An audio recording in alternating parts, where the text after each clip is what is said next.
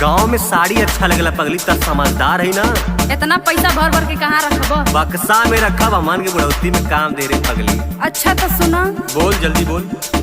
बहुते रुपया कमाला बलम, बहुते रुपया कमाला बलम, लाई दहना सूट पटियाला बलम।